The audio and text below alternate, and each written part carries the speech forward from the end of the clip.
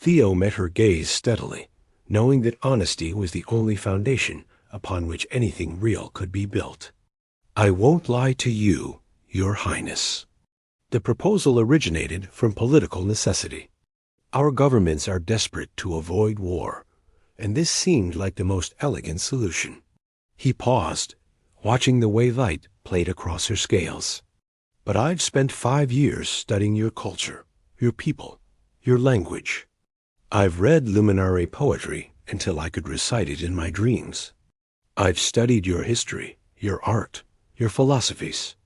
And somewhere in all that study, I stopped seeing the luminari as just another alien species and started seeing them as beautiful, complex, worthy of understanding. Seraphins. Scales rippled with colors he couldn't quite interpret, silver chasing violet chasing gold. You speak our poetry? Badly, I'm sure, Theo admitted with a self-deprecating smile. But yes, your language has 17 different tonal variations that change meaning entirely, and I've probably butchered most of them, but I've tried. Something softened in Seraphon's expression. Recite something for me. Anything. Theo felt heat rise to his cheeks, but he couldn't refuse. He drew a breath and spoke in luminari, the words flowing with the musical cadence their language required. In the space between stars, I found your light. In the silence between heartbeats, I heard your song. Distance is merely a measure of how far love must travel to find its home. The words hung in the air between them, and Theo watched as Seraphon's scales flushed that deep rose color again, spreading across her entire body like a wave. That's from the collected verses of Meridian, she whispered. It's over 400 years old. Most luminari don't even know that text exists anymore. It's beautiful, Theo said simply. Like much of your culture. Seraphina was quiet for a long moment, her eyes searching his face as if trying to read something written there. Finally, she spoke, her voice barely above a whisper.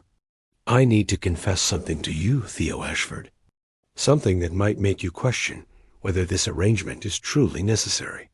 Theo's heart stuttered. What is it? I've been watching you, she said, and now her scales were cycling rapidly through colors rose and silver and gold and violet in quick succession, betraying her agitation. For the past 2 years, ever since you published your treatise on luminary social structures, your work was so insightful, so respectful, so clearly born of genuine fascination rather than mere academic obligation. I requested all your papers, watched every public lecture you gave. Theo felt the world tilt slightly. You've been studying me? Yes. Seraphin's laugh was shaky. And then 3 months ago, when tensions between our peoples began escalating, I found myself thinking, hoping ... that perhaps there might be a way to bridge our worlds that didn't involve bloodshed. I may have mentioned to my father that a diplomatic marriage might be worth considering. I may have also mentioned that if such an arrangement were to be made, there was a particular human scholar whose work suggested he might be ... suitable. The implications of her words crashed over Theo like a wave. You engineered this? The proposal came from your side? Not entirely, Seraphina said quickly. Your government made the formal proposal. But I might have planted seeds, created conditions where such a proposal would be welcomed rather than rejected. She looked away, her scales dimming slightly. I'm sorry. I shouldn't have manipulated events like this.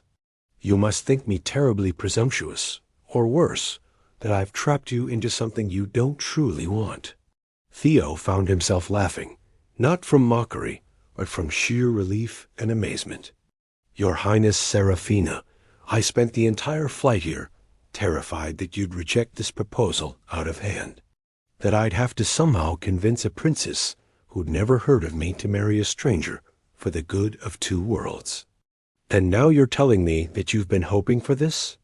I realize how it sounds, Seraphina said, turning back to him, and there was vulnerability in her eyes that made Theo's heart ache.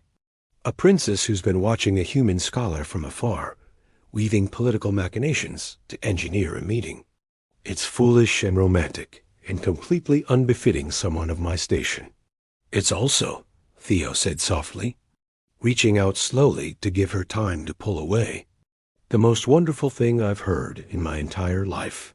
His fingers brushed against her hand, and the contact sent a shock through both of them. Seraphine's scales flared brilliant gold at the point of contact, spreading outward in ripples of light. Her skin was warm and smooth, with a texture like silk over living energy. Your touch, she breathed, staring at their joined hands. I can feel your warmth. Humans run so much hotter than Luminari. It's like holding a star. Theo intertwined his fingers with hers, marveling at how perfectly they fit despite their physiological differences. And your skin feels like touching light itself. Like if I held on tight enough, I might learn to glow too. Seraphina laughed, the sound like crystal chimes in wind. That's not how bioluminescence works, I'm afraid. Though the image is lovely. She sobered slightly, her free hand rising to hover near his face. May I? At his nod, she gently touched his cheek, her scales rippling with fascination. So warm, she murmured. And your skin, it's so uniform in color. No patterns, no shifting hues to betray your emotions. We have other tells, Theo said, very aware of how his pulse must be racing. Flushing, dilated pupils, increased heart rate. Right now, I imagine all of those are giving away exactly how you affect me. And how do I affect you? The question was almost shy. Despite the boldness of the asking God, Theo turned his head slightly, pressing a gentle kiss to her palm. Her scales flashed brilliant gold again, and he felt her fingers tremble. You make me forget every diplomatic protocol I was supposed to follow.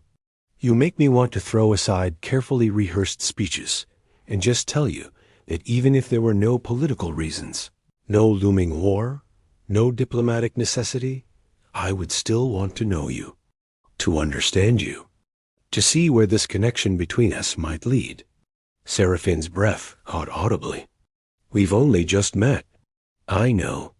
It's irrational and impulsive, and completely at odds with every bit of training I've received. But your people believe in resonance, don't they? In souls that harmonize across the void? You know of the old philosophies? I told you I've studied extensively. And right now, sitting here with you, feeling the way your energy seems to respond to mine, ... I'm beginning to think those old philosophies might be more than just beautiful poetry. Seraphina was quiet for a long moment, her scales cycling through colors that Theo was beginning to recognize as signs of deep emotion. Finally, she spoke. There are rituals, you know. Traditional ceremonies that luminary couples undergo before bonding. They're designed to test compatibility, to ensure that both parties can truly harmonize. I'm willing to undertake any ritual your culture requires, Theo said immediately. They're not easy, Seraphina warned. The ceremonies of 7 twilights, they're called. 7 different trials, each one designed to reveal a different aspect of compatibility. Many couples who seem perfectly matched discover fundamental incompatibilities during the rituals. And if we discover we're incompatible? Seraphine's scales dimmed slightly. Then we would have to decide whether political necessity outweighs personal harmony. But She hesitated, then continued with quiet determination. I don't want a marriage built only on duty, Theo. If we're to do this, I want it to be real. I want to know that what I feel right now, this pull toward you, is more than just wishful thinking and years of admiring you from afar. Theo squeezed her hand gently. Then we'll undergo your rituals. We'll face your trials. And if we discover that we're truly incompatible, then we'll find another way to prevent this war. But Seraphina, he waited until she met his eyes fully. I don't think that's what we're going to find. Such confidence, she said, but there was warmth in her voice, and her scales had brightened again. Not confidence, hope, and maybe a little bit of that human impulsiveness your people find so puzzling. Serafina laughed again, and the sound made something in Theo's chest feel simultaneously tight and expansive. "We should return to the court," she said, though she made no move to rise. "There are announcements to be made, protocols to observe. The ceremonies of 7 twilights require formal declaration and preparation." "In a moment," Theo said. "First, tell me something true. Something that has nothing to do with politics or duty or preventing wars." She studied him for a long moment, then spoke softly. "I used to dream about meeting you. Foolish dreams where you'd somehow end up on Ethermere, where we'd meet in these very gardens, where you'd look at me the way you're looking at me right now, like I'm something more than a princess or a political necessity. Like I'm simply ... Serafina." "You are," Theo said with quiet intensity. "Whatever else happens, whatever rituals we face or challenges we overcome, you'll always be simply Serafina to me. A woman who's brilliant enough to study xenocultural theory for fun, brave enough to manipulate galactic politics to engineer a meeting, and kind enough to worry that she might have trapped me into something I don't want. That's who I see." The colors in Seraphine's scales exploded into an aurora of light, every hue imaginable cascading across her skin in waves of emotion. "The first ceremony," she said breathlessly, "is tomorrow at sunset. It's called the unveiling of truths. We'll stand before witnesses and share our deepest selves with each other, holding nothing back." "I look forward to it," Theo said, meaning it completely. They rose together, hands still joined, and began walking back toward the palace. Victoria fell into step behind them, her expression carefully neutral, though Theo caught the slight approval in her eyes. The luminary guards mirrored her movements, creating a small procession through the crystal gardens. As they walked, Serafina spoke quietly. "You should know not everyone will be pleased about this union. There are factions in my court who distrust humans, who see this as surrender rather than partnership. And I imagine there are humans who feel the same way about Luminari. Then we'll prove them wrong," Theo said simply. "Together." Seraphine's scales rippled with warm gold tones. "Together," she echoed, and in that word, Theo heard both a promise and a beginning. The morning sun, or rather, the primary sun of Ethermere's 3-star system, cast long shadows through Theo's quarters when he woke. His rooms were a fascinating blend of human and luminary design. A proper bed with what passed for mattress and pillows, but walls that shifted colors with the ambient light and furniture that seemed to grow organically from the floor itself. Victoria was already waiting in his sitting room, along with a luminary attendant whose scales were a deep, professional gray blue. "Good morning, sunshine," Victoria said with dry amusement. "I trust you slept well after your garden excursion?" Theo ran a hand through his disheveled hair. "I barely slept at all. My mind kept racing." "Understandable.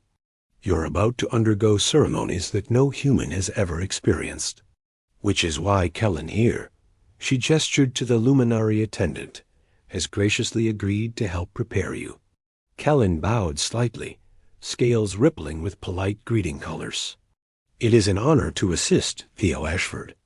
The ceremonies of 7 twilights are sacred to our people, but they are also meant to be joyful. You need not approach them with fear." "Not fear exactly," Theo said. "More like intense anticipation mixed with terror of making a cultural misstep." Kellen's scales flickered with what Theo was learning to recognize as amusement. "The first ceremony is, in many ways, the simplest. You and Princess Serafina will each speak 5 truths, things about yourselves that you have never shared with anyone else. The act of vulnerability, of trusting your partner with your hidden self, is considered the foundation of all bonds. 5 secrets, Theo mused. In front of witnesses? Only the high ritualist will be present, and they are bound by sacred vows of silence. What is shared in the ceremony stays within the ceremony. Kellen moved to a wardrobe that Theo hadn't noticed before, opening it to reveal garments that seemed to be woven from the same light fabric Serafina had worn. You'll need to wear appropriate attire. These robes are designed to respond to emotional resonance. They'll glow when you speak truth and dim when you speak falsehood or hold back. Theo took the garments, feeling their strange weightlessness. No pressure then. Victoria snorted. You're a diplomat, Theo. You've negotiated trade agreements with species that communicate through scent. You can handle sharing 5 personal truths with a woman you're already half in love with. I never said, Theo started, but Victoria's knowing look stopped him. Is it that obvious? Only to someone who's known you for 8 years, she said gently. But for what it's worth, I think you're handling this remarkably well. Better than I would have, certainly. Now get dressed. The ceremony is at sunset, which gives you exactly 10 hours to prepare mentally and emotionally. The day passed in a blur of preparation. Kellen taught Theo the proper prostrations and responses required during the ceremony. Victoria drilled him on luminary protocol until his head spun with honorifics and gestural nuances. But through it all, Theo's mind kept drifting to Serafina, to the feel of her hand in his, to the way her scales had glowed gold at his touch, to the vulnerability in her voice when she'd admitted to watching him for years. What truths would she share? What secrets did a princess carry? When sunset finally approached, Theo found himself being led through the palace to a chamber he hadn't seen before. It was small, surprisingly intimate for such an important ceremony. The walls were transparent crystal that looked out over Ethermere's eternal ocean, and in the center of the room stood a raised platform surrounded by softly glowing orbs of light. A single luminary waited there, ancient beyond reckoning if the deep purple of their scales and the wisdom in their eyes were any indication. I am Oriath, they said, their voice layered with harmonics that suggested centuries of life. High ritualist of the ceremonies. You are Theo Ashford, who would bond with Princess Serafina. I am, Theo confirmed, his heart racing as he stepped onto the platform. And you come here freely, of your own will, with truths to share and ears to hear. I do, Oriath nodded, satisfied. Then we wait for the princess. They didn't have to wait long. Serafina entered moments later, and Theo's breath caught at the sight of her. She wore robes similar to his own, but where his were simple white light fabric, hers seemed to contain the entire spectrum colors chasing across the material like living rainbows. Her scales were more muted than he'd seen them before, a soft pearl gray that he was beginning to recognize as her neutral. Composed state, their eyes met across the chamber, and Theo saw his own nervousness reflected back at him, along with something else, determination perhaps, or hope. Princess Serafina, Oriath intoned as she took her place on the platform opposite Theo. You come here freely, of your own will, with truths to share and ears to hear? I do, Serafina said, her voice steady despite the rapid color shifts beginning to show in her scales. Then let the first ceremony begin. The unveiling of truths. 5 secrets from each of you, shared in sacred trust. Princess Serafina, as the one who holds higher station, you will speak first. Serafina took a breath, and Theo saw her robes begin to glow softly. My first truth, she began, her eyes locked on Theo's. I have always felt alone, surrounded by courtiers and advisors, by family and duty, but fundamentally alone. I learned early that a princess is a symbol before she is a person, and I have spent most of my life feeling like I'm performing a role rather than living a life. Until I read your work, Theo, until I heard you speak about finding connection across the void between species. For the first time, I wondered if perhaps I wasn't as alone as I'd always believed. Her robes flared brilliantly, confirming the truth of her words, and Theo felt something crack open in his chest. My second truth, Serafina continued, her scales now cycling through vulnerable blues and silvers. I manipulated events to bring you here, but not solely for political reasons. I.W. is lonely, desperate, perhaps. I wanted to meet the human who seemed to understand my people better than most Luminari do. I wanted to know if you were real, if your compassion and curiosity were genuine or merely academic performance. And I'm terrified that I've built you up in my imagination into someone you're not, that the reality of you will disappoint me. Again, her robes glowed with confirmation, and Theo wanted to reach for her, to reassure her, but Ariath's stern gaze kept him in place. My third truth, and now Seraphine's voice trembled slightly. I have never been in love. Despite being 230 years old by your reckoning, I've never felt what the poets describe. I've had dalliances, political arrangements, even relationships that seemed affectionate, but never love. And I'm afraid I'm not capable of it, that there's something missing in me that would make me a terrible partner for you, no matter how much I might wish otherwise. The robes confirmed this too, and Theo saw naked fear in Seraphine's eyes. My fourth truth, I envy humans. Your short lives give everything such urgency, such meaning. You burn so bright because you know you'll fade. We Luminari live for millennia, and I think it makes us ... cold, distant. I've often wished I could feel things the way humans do, with that desperate intensity that makes you write such beautiful poetry and create such passionate art. And my fifth truth, Serafina whispered, her scales now a deep, vulnerable pink that spread across her entire body. From the moment you touched my hand yesterday, I've been able to think of little else. The warmth of your skin, the steadiness of your gaze, the way you speak my name like it matters. I'm terrified that what I feel is just infatuation, the result of years of building you into an ideal in my mind. But I'm also terrified that it's real, because if it's real, then I'm already falling for someone I barely know. And that level of vulnerability feels like standing at the edge of a void. Her robes blazed with brilliant light, and in that light, Theo saw the truth of everything she'd said written across her features. Ariath nodded slowly. The princess has spoken her truths. Now, Theo Ashford, you must match her vulnerability with your own.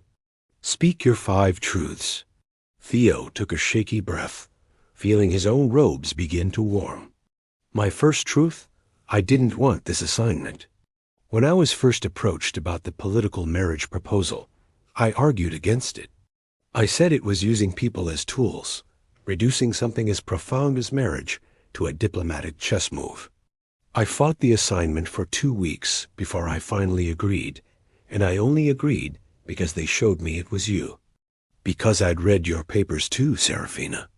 Your treatise on emotional resonance in cross-species diplomacy changed how I understood xenocultural work. You were the only Luminari princess I could imagine actually wanting to meet. His robes glowed, confirming his words, and he saw Seraphine's eyes widen. My second truth, I'm not nearly as confident as I appear. I taught myself 17 languages because I was always the kid who didn't fit in, who couldn't read social cues, who said the wrong thing at the wrong time. I thought if I could learn to speak to anyone, maybe I'd finally figure out how to connect. It worked academically, but personally, I've always felt like I'm translating myself, trying to present a version of me that people will find acceptable. The robes confirmed this too, and Theo felt exposed in a way he'd never allowed himself to be. My third truth, I've been alone too. Not lonely exactly, but alone. I threw myself into work because work made sense in a way people never did. And when I learned about Luminari bonding philosophy, about your concept of soul resonance. I felt something I'd never felt before. Hope, the idea that maybe somewhere in the universe, there was someone who would understand me without translation, who would see me clearly and still want what they saw. Seraphine's scales were cycling rapidly through colors, and Theo saw actual tears forming in her eyes. My fourth truth yesterday in the garden. When you told me you'd been watching me, hoping to meet me, I felt more seen than I've ever felt in my entire life. Not as a diplomat or a scholar or a political tool, but as simply myself. And it terrified me, because I realized that I desperately wanted to be worthy of that attention, worthy of your hope. And my fifth truth, Theo said, his voice dropping to barely above a whisper. I'm already falling for you. I know it's too fast, too soon, too irrational. We barely know each other. But when you touched my hand yesterday, when I saw the way your scales glowed at the contact, I felt something shift in my entire understanding of the universe. Like I'd been living in 2 dimensions and suddenly discovered a third. And the thought of failing these ceremonies, of discovering we're incompatible, of having to walk away from whatever this is between us, it already breaks my heart. His robes erupted with light, so bright it rivaled the setting suns outside. And across the platform, Seraphine's did the same. The chamber filled with cascading brilliance. And through it, Theo saw Seraphina openly crying, her tears catching the light and fracturing it into rainbows. I see, Ariath said quietly, and there was something like wonder in their ancient voice. In 300 years of performing this ceremony, I have never witnessed such perfect resonance. Your truths mirror each other. Your vulnerabilities complement rather than conflict. The first ceremony is complete, and you have passed beyond what most couples achieve. Before Theo could process what that meant, Seraphina was moving, crossing the platform in 3 quick strides and throwing her arms around him. Her body against his was warm and electric, and where their skin met, light bloomed between them. I see you, she whispered against his shoulder, using the formal luminary phrase that meant understanding on every level. I see you, Theo Ashford, and you are exactly who I hoped you would be. Theo held her close, feeling the way her body fit against his, despite their differences, feeling the warmth of her tears soaking into his ceremonial robes. I see you too, he murmured back. And you're more than I could have imagined. Ariath cleared their throat gently. The ceremony is complete. You are both free to go. But know this, you have 6 more ceremonies ahead of you, each one more challenging than the last. The truth you've shared tonight is only the beginning. The real test lies ahead. But neither Theo nor Seraphina was listening. They stood wrapped in each other's arms, as the triple sunset painted the sky in impossible colors. 2 souls beginning to realize they might have found what they'd been searching for all along.